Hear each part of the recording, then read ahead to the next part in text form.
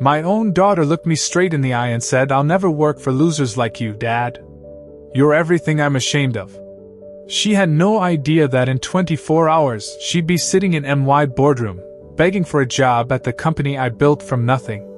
What happened next changed our relationship forever, and taught her the most expensive lesson of her life. If you think you know how this story ends, trust me, you don't. Stay with me, because this is a story about pride, family, and the moment when reality comes crashing down harder than you ever imagined. My name is Michael, and this is the story of how my daughter learned that sometimes the person you look down on is the one holding your future in their hands. To understand what happened, you need to know how we got here. 25 years ago, I was broke. I mean completely broke. My wife Sarah and I lived in a one-bedroom apartment with our baby daughter Emma, and I was working 3 jobs just to keep food on the table. I was a janitor at an office building during the day, delivered pizzas at night, and cleaned windows on weekends. Sarah worked at a grocery store. We were young, desperate, and determined to give our daughter a better life than we had. Emma was the light of our lives.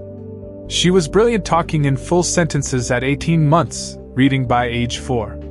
We knew she was special, and we were willing to sacrifice everything to make sure she had opportunities we never did. When Emma was 5, I started a small cleaning business.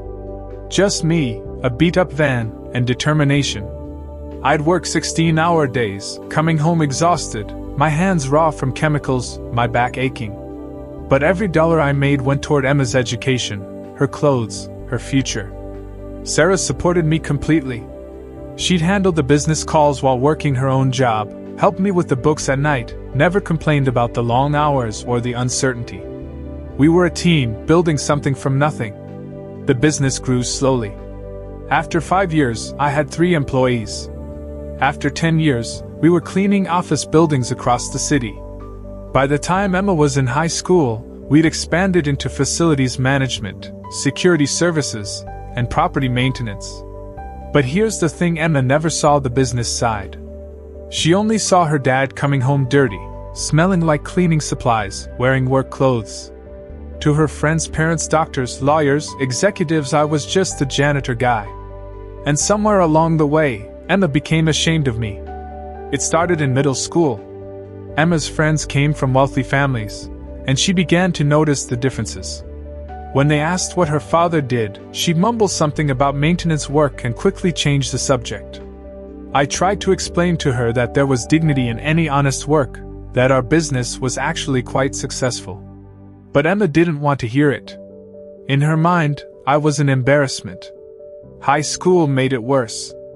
Emma was valedictorian, captain of the debate team, accepted to Harvard on a full academic scholarship.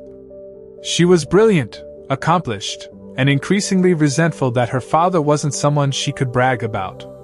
I'll never forget her senior year parent-teacher conference. Emma introduced me to her favorite teacher as Michael. He does maintenance stuff. The way she said it, like she was apologizing for my existence.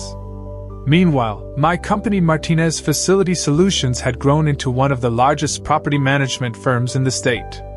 We employed over 200 people, managed buildings worth millions, had contracts with major corporations. But I kept a low profile, reinvesting profits back into the business, living modestly. I tried to talk to Emma about the business, to help her understand what we'd built. But she wasn't interested. "Dad," she'd say, "I'm going to be a lawyer. I don't want to hear about cleaning contracts." Sarah worried about the growing distance between Emma and me. "She'll understand when she's older," I tell her. "When she sees how hard work pays off, she'll appreciate what we've done." I was wrong. Emma went to Harvard, then law school, then landed a job at a prestigious firm in the city. And with each success, she seemed to drift further away from us. 3 months ago, Emma's law firm was struggling. Budget cuts, layoffs, reduced hours. Emma, now 28 and used to a certain lifestyle, was panicking about her future. She came to dinner at our nice house, by the way, that she somehow never connected to Dad's maintenance work. She was stressed, talking about needing to find a new job, complaining about the market. Sarah suggested, "Why don't you ask your father for advice? His business connections might help." Emma actually laughed. Not a nice laugh. A bitter, condescending laugh. Mom, Dad cleans toilets for a living. What business connections could he possibly have? What advice could he give me about professional careers? I stayed quiet. I should have spoken up, but part of me wanted to see how far she'd go. That's when Emma looked directly at me and said the words that still echo in my head, Dad, I love you, but let's be realistic. I have a Harvard Law degree.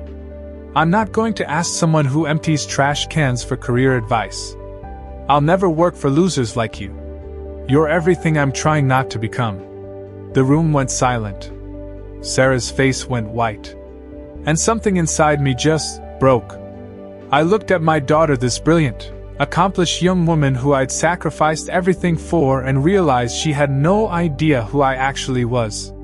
More than that, she didn't want to know. That night, after Emma left, Sarah and I had the most serious conversation of our marriage. She needs to learn, Sarah said. She needs to understand what you've built, what we've sacrificed for her. This has gone too far. I agreed. But I wanted to handle it carefully.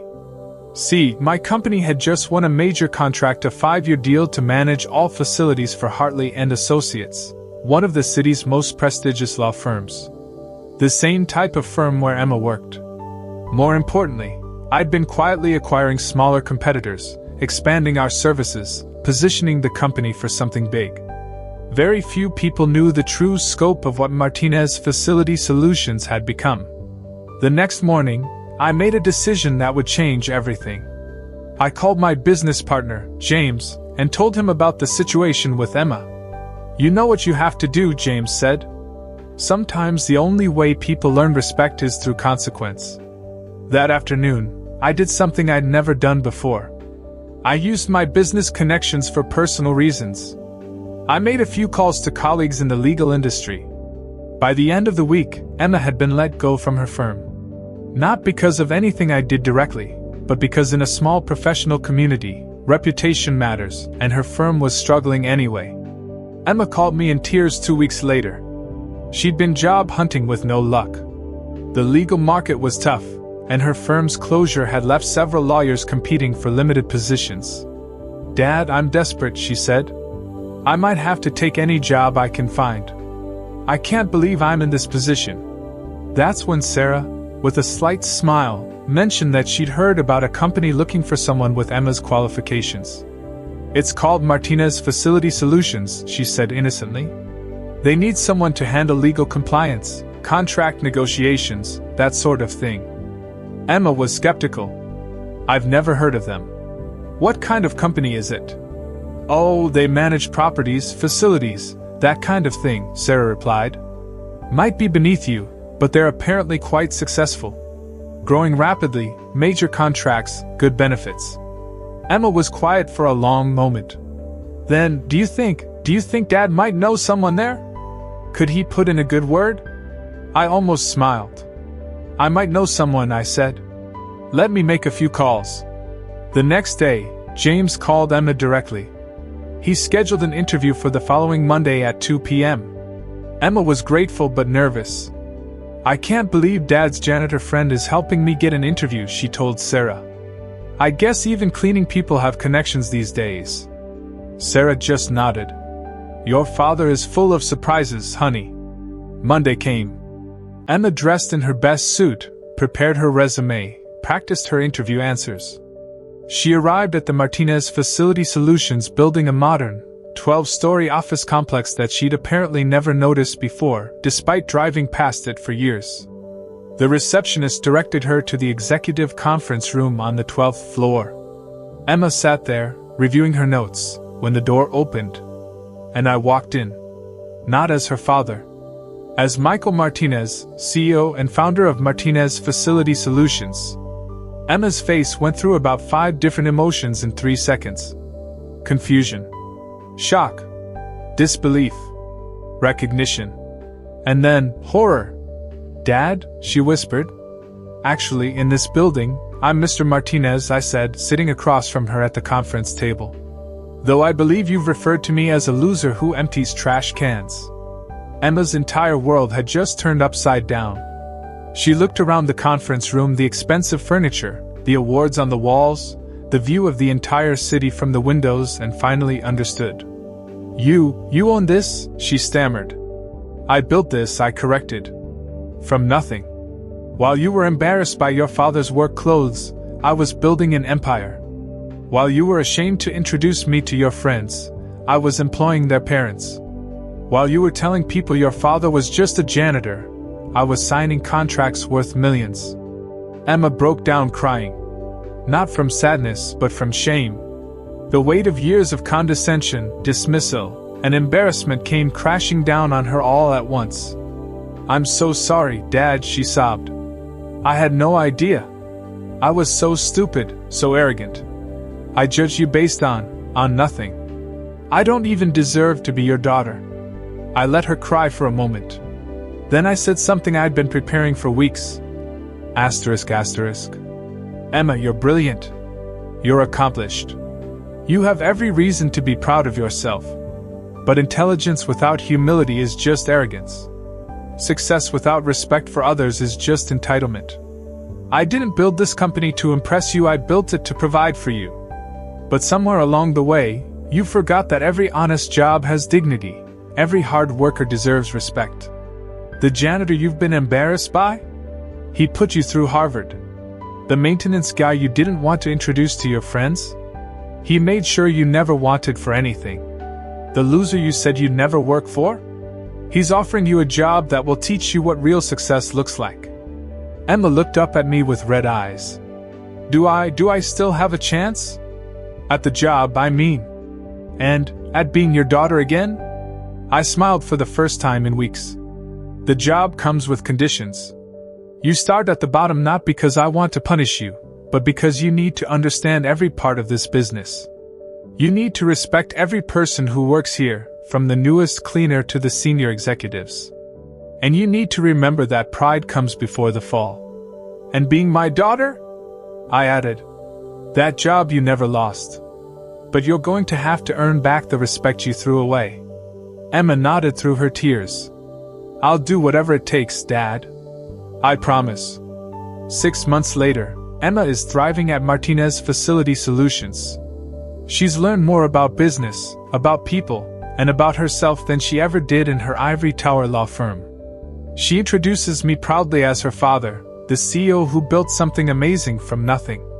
Most importantly, she's learned that there's no such thing as a job beneath you, only attitudes beneath your character. And Sarah? She just smiles and says she always knew I'd find the right way to teach our daughter the most important lesson of her life.